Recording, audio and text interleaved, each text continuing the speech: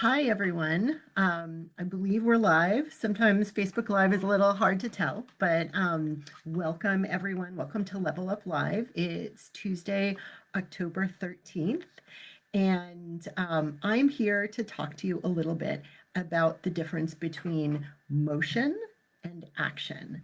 This is actually, I'm taking it from one of my favorite books, Atomic Habits by James Clear. He's really one of my favorite writers. And he has a really, really great designation between motion and action.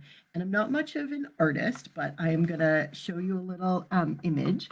So, motion is kind of this circular set of arrows that are moving in a circle. And here's your goal. And that motion is not getting you to your goal. It's good work in so many ways, and we'll talk about all of the details of that, but it's not getting you to your goals.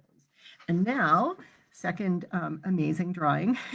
So, action looks like a little bit of a straight line that is going directly to your goals.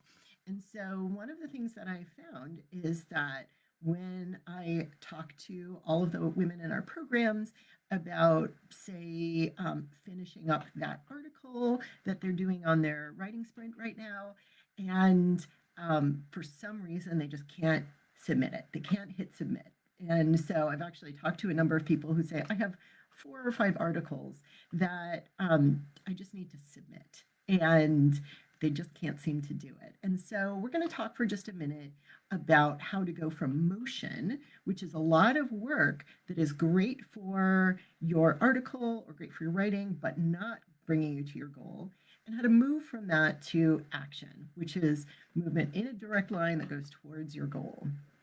So let's get started. Let's talk a little bit about motion. So, motion is usually very, very productive work. So, a lot of the things that we consider part of the writing process are motion, doing any kind of research for your writing, doing all of the prep. And so, sometimes we need to do that right before our writing sprint that we're in the middle of right now. We made sure that everyone wrote out their plan because that is really useful motion. But even though this motion feels productive, maybe you're right at that last step where you're sort of researching top journals that you might want to send it to. Those are all very, very useful, but they are not submitting your article or your book proposal or your grant or whatever it is. You want to move from that super useful motion into the action that is finishing your writing, sending it to someone else to read, hitting submit. Those are things that will produce the outcome that you want. And so let's think for just a moment about why we get stuck in motion. There are a couple of different suggestions that James Clear has. For example, sometimes we're worried about failing. So we're worried about that rejection, which we can talk about in just a moment. And sometimes we're a little bit nervous about the success.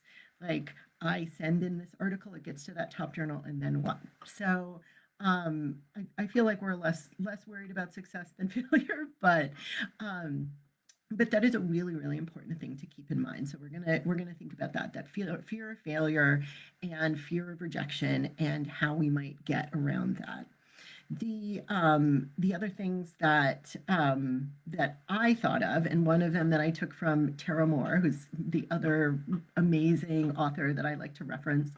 Tara talks a lot about how we have been socialized to be great students. So we will do all of the research, we will write, we'll do all of our copy editing, we'll make sure everything looks great, but we often fear being leaders, which requires a very different set of skills. So yes, we are all very good at doing all that background research and talking to different people to get every perspective.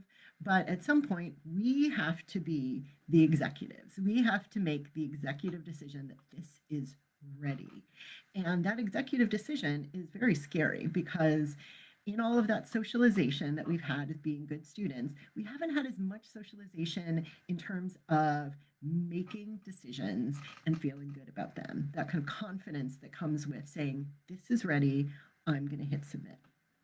So now let's talk a little bit about how to get over some of those obstacles that keep you going from motion to action.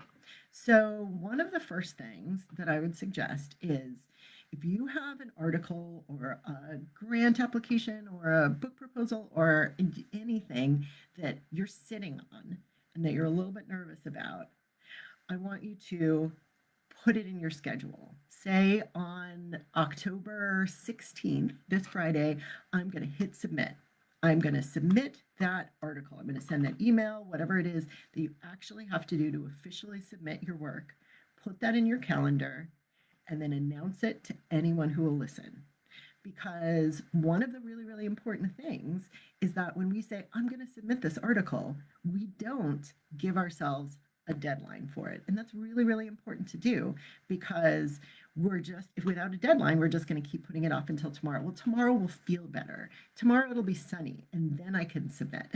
I think you all know that feeling. Like I'm going to connect it to something that I have no control over so that maybe then I will actually hit submit. And so this is you taking control of that and really making that decision and then really making yourself feel like you have to follow through by letting other people know.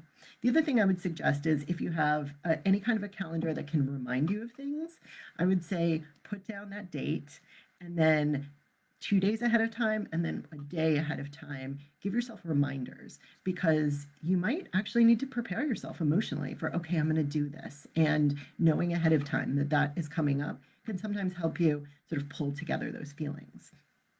Another suggestion that I really love is writing out an implementation intention. So we've talked a little bit about intentions and they can be very useful for a number of things, but an implementation intention is actually writing down the plan in detail. So what time am I going to get up and sit at my desk? What are the things that actually have to happen before I can hit submit?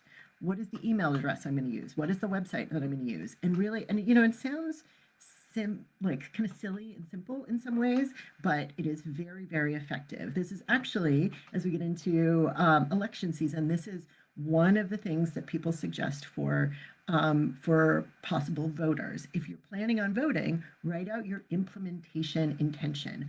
Where are you going to vote? When are you going to vote? How are you going to get there? So this is really a similar idea that if you write out your intention for the entire activity, when you get there, what you're going to do, how you're going to do it, that is going to give you a little bit more of a feeling that you're there, that you know all of the things that are going to happen, and that it just in general that can help you feel like you're ready to do that. The one other thing that James Clear suggests, and I think I've mentioned it before in a Level Up Live, is to use some if-then statements to talk about possible setbacks. So one of the best ways to do this is to say, if Journal X does not accept my article, then I'm going to send it to Journal Y. And that just acknowledges the possibility that no, you might not get that journal accepted into the first, or that article accepted into the first journal that you want, but that you will then continue working on it, because that's another thing that can keep us away from that action is, okay, I got it rejected at one journal, so I'm just going to hold on to it. And that's where those if then statements are really useful. If science says no, then I'm going to send it to, I wish I hadn't used science because I don't actually know of too many other science journals, but you know what I mean, that if journal A doesn't accept me, then, sorry, it doesn't accept my article, then I'm going to bring it to journal B. And so on, and I've talked to a lot of people who've said, well, I've submitted this to a lot of different places, and that can be really frustrating and it's really painful, but at the same time, it is something that happens on a pretty regular basis because you're not trying to prove that your writing is good to the entire world. You just want to find an article that really connects for you.